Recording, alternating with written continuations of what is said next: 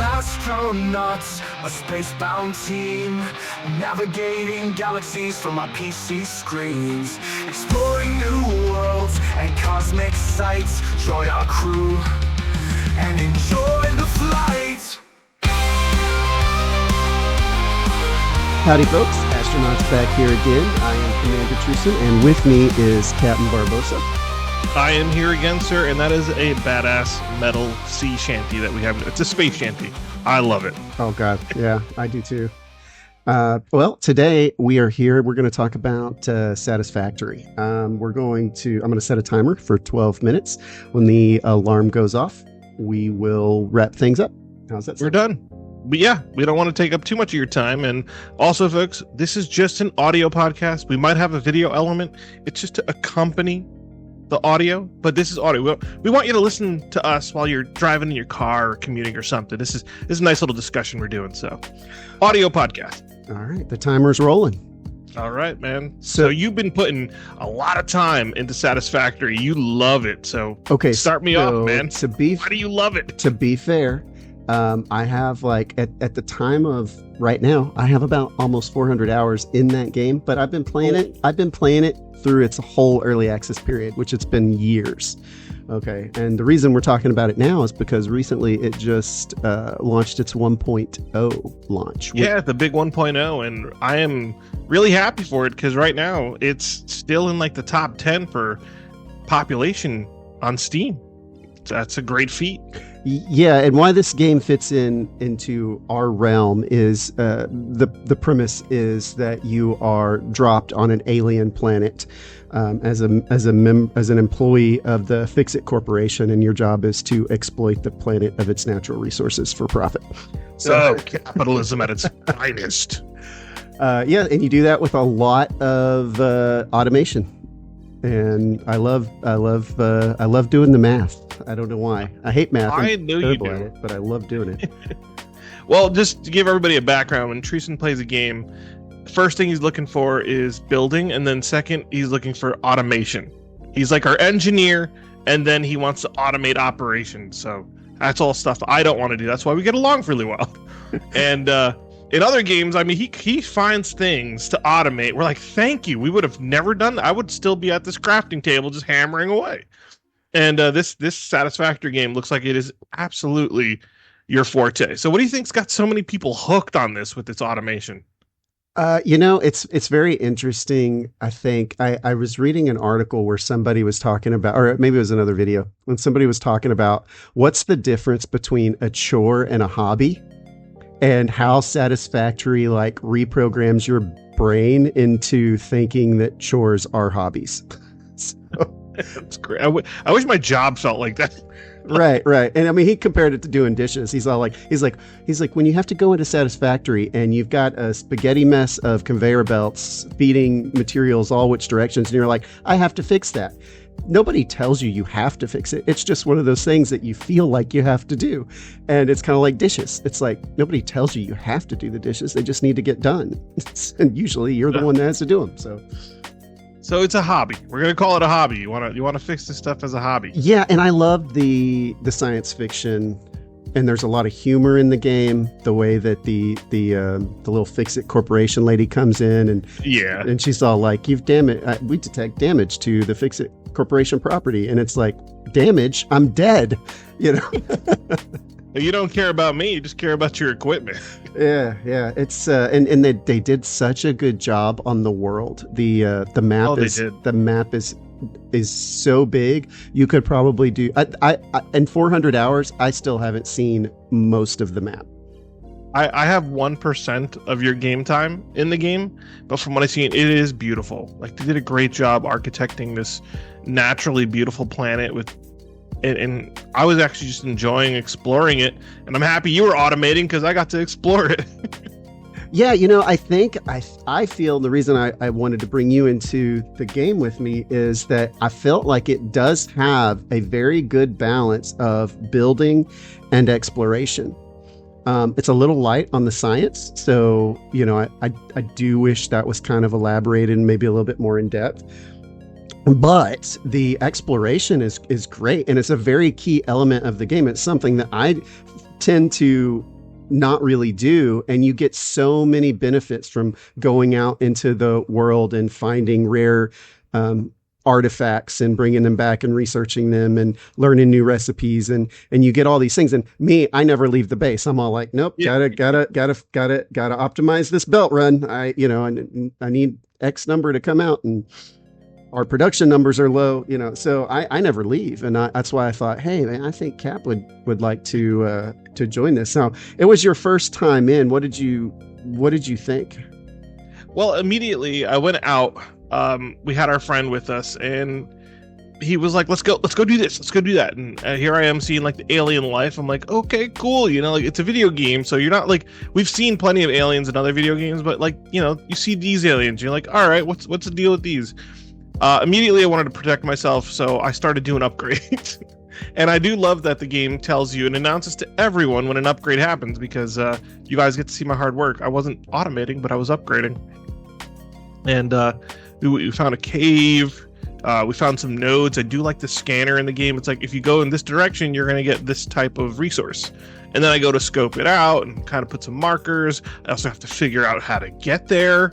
Lots of building stairs and all that stuff. So I like doing that. And something I did in Valheim all the time was, and that was procedurally generated, but to get around and figure out the easiest way to get around, it was fun. It was definitely fun just finding new nodes and marking them, and then letting you do your thing, extract and conveyor belt and build and stuff. I felt like I was contributing. I'm helping.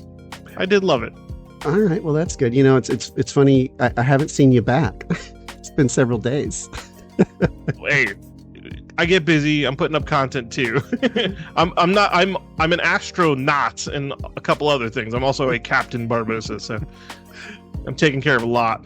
Yeah, I feel like that's one of those games where it's like I have 400 hours in, and I still feel like I'm not even halfway through it. So, I mean, wow. You get a big bang for your buck with that one. If it's your cup of tea, right? It's not everybody's cup of tea. If you're going to go in solo and do it all on your own, do the automation, do the exploration, you can do that. It's going to take you a really long time.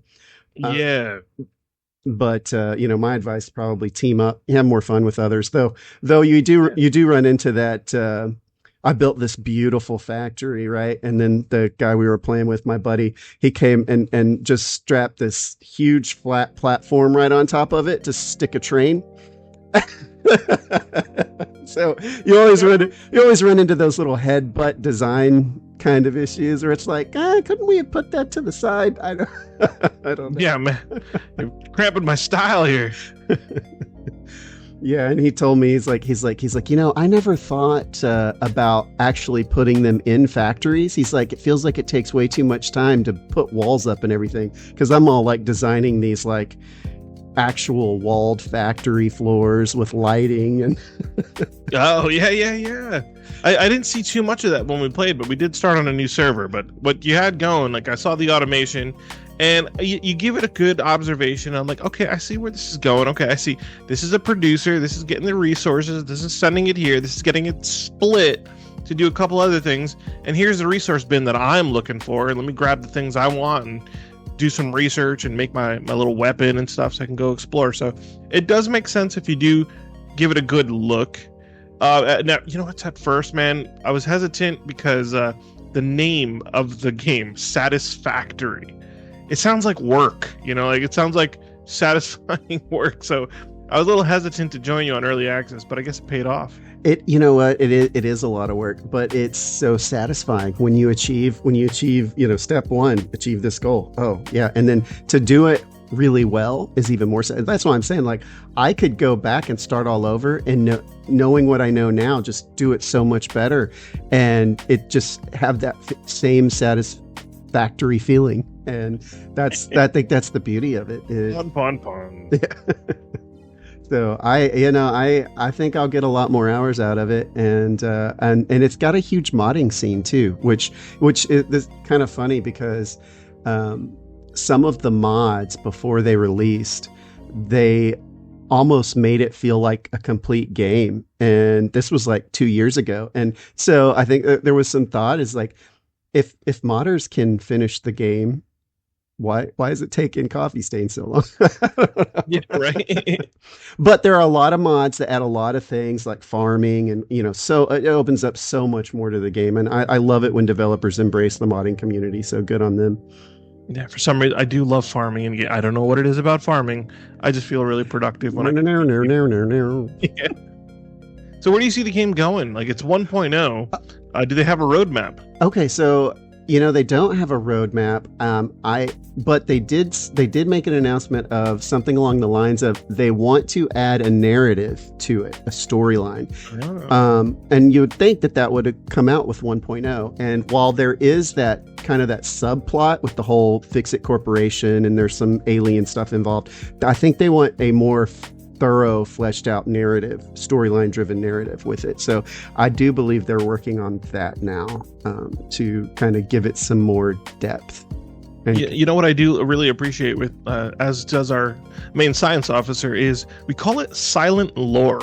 When you can just like pick up objects and read little data pads and you pick up sound bites and they give you inklings as to what's happening in the world, rather than getting it shoved down your throat in like a cinematic that you have to watch or NPCs that you have to read through dialogue. Like it's kind of nice when it's passive lore. Do you think they're going to go that route?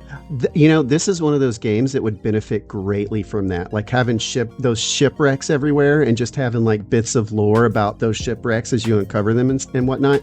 Planet Crafter did that really well. Loved it. Subnautica did that really well, and I do hope that they take some pages from those books and kind of incorporate some of those things in. And I think they might, they have that alien voice that comes out and kind of whispers in your head, and yes, and maybe we get to find out more about that kind of stuff. What I do love that, because I would understand, it just doesn't want us to be there. Like, we show up, bring capitalism, start just polluting the hell out of the planet. It almost feels like I'm the bad guy, but how in like Planet Crafters, how we make the planet better.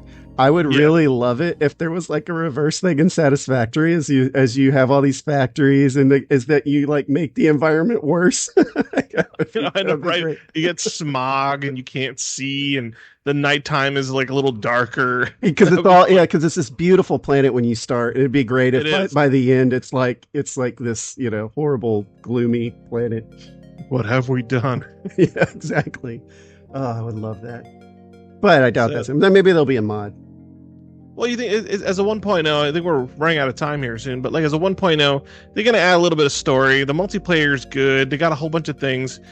Do you see this kind of just being like it's standalone, like it's going to be multiplayer for a little while and let the modders do their thing? Or do you think they're really going to add and bolt on to this game? Oh my goodness. There's the alarm. We are at it. To answer your question, I do. I think that...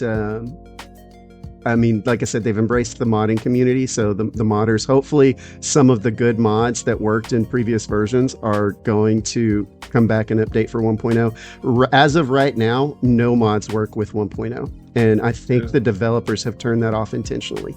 And I'm not sure why, but... They want you to play their game. Right. Like, it's our game. Play it for a little bit and then, add to it when we're starting to lose some steam here. But they're doing great on the Steam charts. I hate that that's like a thing that everybody looks at to see if a game's popular. I only see that working for multiplayer games, not necessarily single.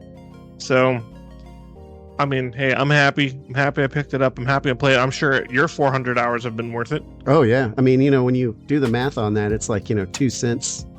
2 cents an hour or something like that. I don't know. On the distance, man. But, all right. Well, good chatting with you, as always. Yeah. And folks, if you're interested in survival craft, open world survival craft type games, and also space games, we're always looking for like space exploration. We do like combat too, but we're always looking for that really good space feeling type game. Toss us a subscribe, a like, because we want to keep doing this. and we want to stay in that niche. So I tell Trusin all the time, I'm like, I feel like our survival craft games are essentially us just landing on some random planet, whether it's medieval times or whatever, and still figuring out how to survive on like a foreign planet. So I did want to say, I do think we should start fresh in Satisfactory and play it like we play our other space faring deal, where we have roles and, you know, we establish a structure, and I think we might have some more joy out of it in that kind of a scenario. And we could be one happy dysfunctional family. That's correct. All right, man. Well, let's wrap it up, dude. All right. Well, I'm happy. Yeah. I'll go ahead and cue the music. All right. See you next time.